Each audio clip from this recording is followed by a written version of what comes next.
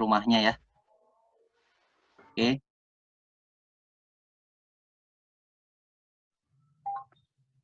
Nah, di sini kita edit terlebih dahulu. Oh, ini udah ada pertemuan.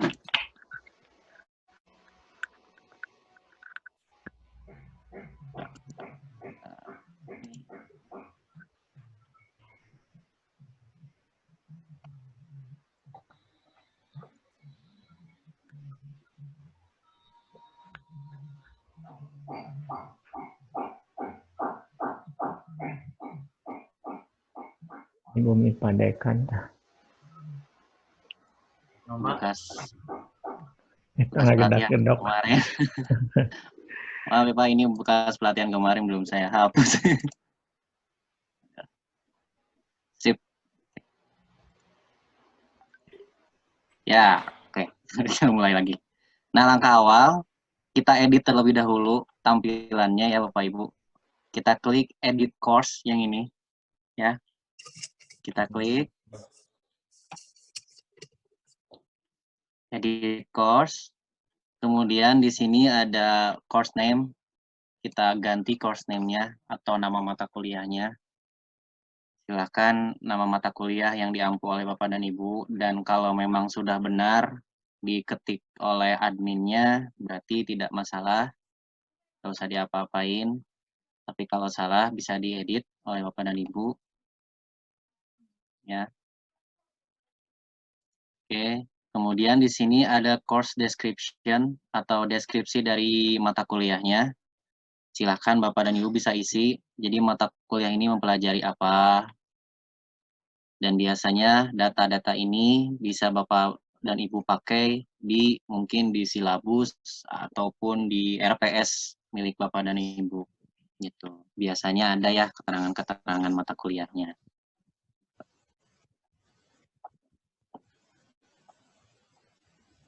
Lalu kemudian yang ini course provider itu adalah program studinya. Silakan diisi program studi apa.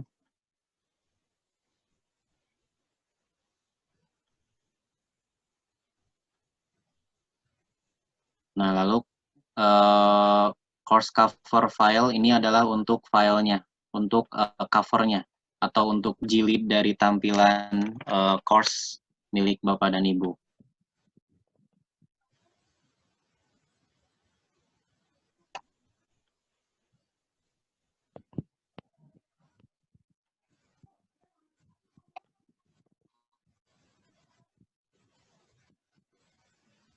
Oke, kita ganti ya course covernya.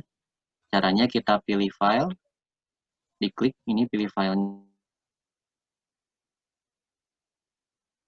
Silahkan siapkan covernya.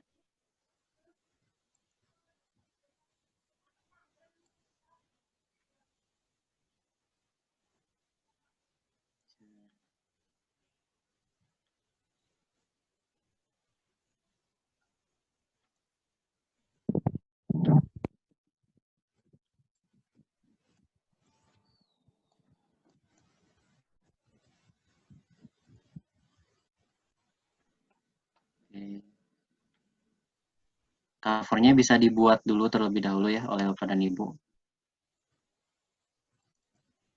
Misalkan ini.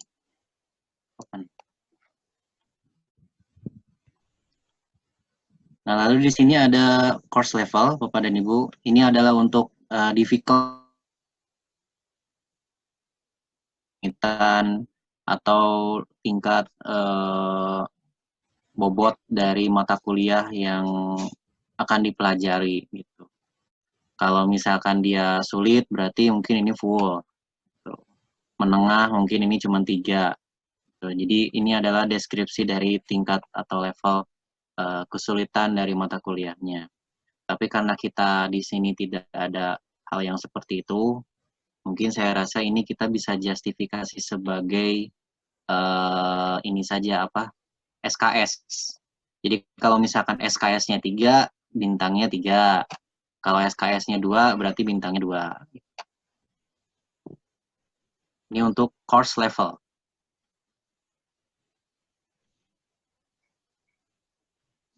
Oke, misalkan saya klik 3 aja.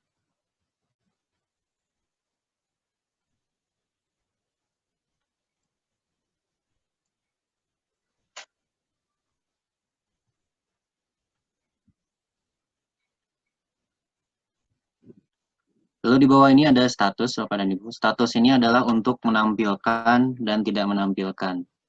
Tuh, jadi satu paket mata kuliah ini akan ditampilkan, atau misalkan ingin ditahan terlebih dahulu gitu, ketika si session itu dimulai.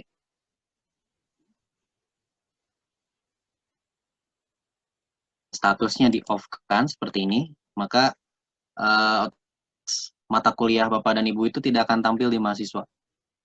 Tapi kalau misalkan kita on kan seperti ini, maka secara otomatis mata kuliah Bapak dan Ibu akan tampil di mahasiswa. Tentunya jangka waktunya diatur oleh admin ya Bapak dan Ibu di menu session. Jadi misalkan jangka waktunya 1 semester atau misalkan 1 tahun, itu semua diatur oleh admin.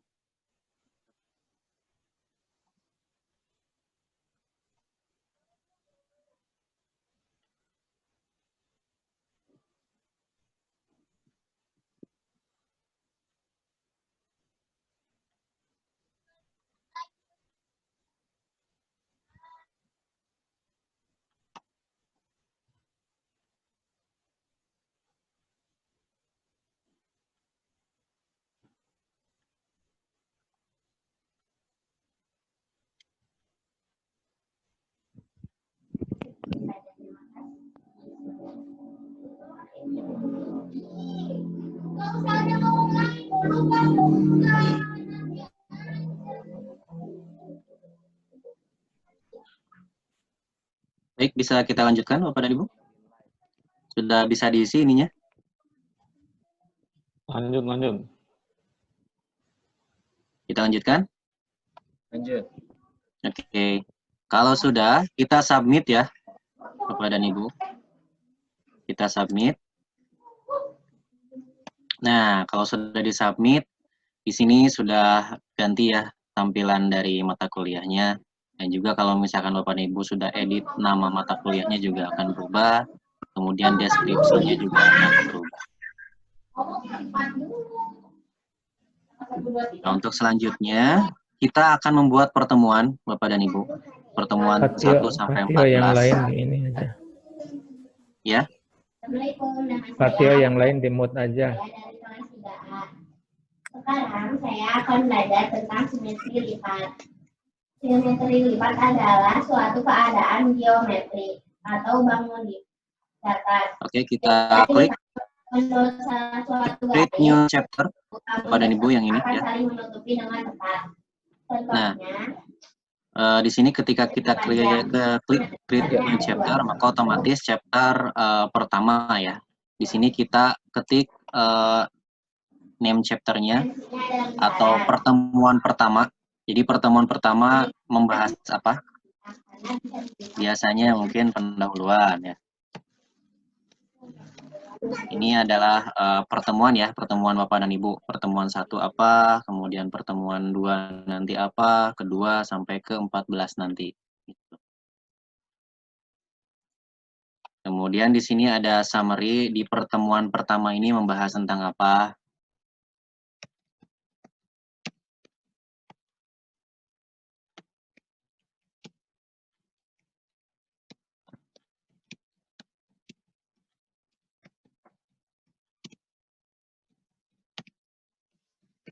Oke. Seperti ini ya, Bapak dan Ibu.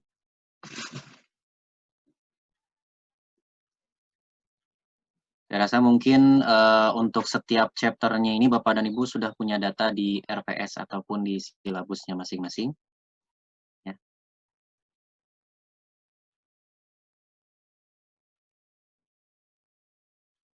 Nah, lalu di sini ada running time. Jadi running time ini adalah untuk absensi otomatisnya Bapak dan Ibu. Jadi mahasiswa itu akan kita justifikasi bahwa dia hadir itu ketika dia mengakses konten kita berapa menit gitu. Jadi nanti absensi itu ada dua, ada absensi otomatis dan ada absensi manual. Yang manualnya kita gunakan untuk memverifikasi gitu. Takutnya ada yang ngeyel mahasiswanya gitu ya, ataukah misalkan dianya ternyata ketika kita menambahkan tugas ternyata tugasnya salah gitu. Nanti bisa kita verifikasi dengan absensi yang manual ataupun mungkin ketika sistem ada error. Karena tidak menutup kemungkinan ya. Namanya sistem juga namanya sistem ya buatan manusia, kadang juga ada errornya juga gitu. Nah, kita bisa gunakan absensi manual. Nah, untuk absensi otomatisnya indikatornya itu untuk saat ini ada dua, yaitu di running time ini yang kita tentukan berapa menitkah atau berapa jamkah mahasiswa bisa mengakses, kemudian ketika melebihi dari batas maksimal akses itu, statusnya adalah absen, dan yang kedua, jika dia telah melakukan atau mengerjakan tugas atau kuis. Jadi indikatornya dua, untuk absensi otomatis ya Bapak dan Ibu. Tapi yang paling berpengaruh adalah ini. Oke, misalkan di sini saya masukkan running time-nya misalkan 30 menit. Jadi kalau misalkan mahasiswa dia mengakses melebihi 30 menit, maka absensinya 100%. Gitu. Tapi kalau misalkan seandainya mahasiswa hanya mengakses 15 menit, kemudian dia keluar, maka nanti di achievement-nya di situ akan keluar misalkan cuman 50%. Gitu. Ini adalah untuk absensi otomatisnya. Nah, lalu kemudian di bawahnya ini ada publish non-publish. Jadi nanti ini tuh untuk mengatur kapan pertemuan 1 atau pertemuan 2, pertemuan 3 akan ditampilkan gitu. Memang kami belum bisa otomatis ya, belum bisa misalkan pertemuan 1 kita drive bahwa akan muncul di tanggal sekian, jam sekian, belum bisa.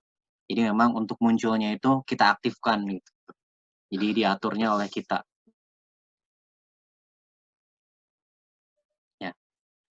Gitu, ini fungsi dari publish non-publish. Baik, ada yang ditanyakan dulu Bapak dan Ibu? Sebelum kita submit. Untuk waktu itu maksudnya berapa menit atau bisa diakses atau untuk kehadiran harus berapa menit, Kang? Jadi yang waktu ini itu adalah durasi ketika si absensi otomatisnya itu on gitu Pak.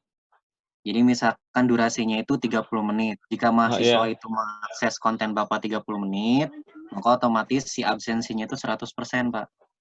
Tuh. Nah, penetapan itu 30 menit atau berapa menit itu bergantung SKS atau sesuka kita gitu istilahnya, apa ada aturan yang baku? Ya itu mungkin saya rasa dikembalikan lagi di aturan yang dikeluarkan oleh kebijakan dari Bapak Wadek 1 mungkin ya bagian akademik. Gitu. Soalnya Pak, di sini ya. Kalau untuk pertemuan yang sebelumnya kan belum ada itu Pak. Bagaimana kehadirannya Pak? Kalau yang sebelumnya ya itu makanya kata saya juga tadi yang sudah disampaikan bahwa memang belum disempurnakan ya, baru sekarang ini sudah mulai ada progres untuk disempurnakan sedikit demi sedikit gitu. Cep Agi, Gitu. Cep Agi. Ya Ibu, mangga. Maksimalnya untuk running time itu berapa sebenarnya maksimalnya? Maksimalnya tidak ada batas maksimal sih di sini, mungkin ya, itu kebijakan yang nanti harus dikeluarkan oleh pimpinan gitu, khususnya wakil dekan 1 mungkin untuk atau running gimana, time berapa menit. Gimana ini bobot kesulitan dari suatu tugas mungkin ya? Iya boleh, atau mungkin dari SKS juga mungkin bisa. Oh, ya, ngerti. Atur nuhun. Mangga Ibu. Iya. Ya. Jadi memang indikatornya tuh tadi ada 2 ya Bapak dan Ibu. Ya. 1 running time ini, yang kedua kuis. Nanti. Tapi boleh misalkan Bapak dan Ibu, di pertemuan pertama nggak mau pakai kuis gitu, nggak apa-apa karena running time ini yang mengatur bahwa dia absen gitu.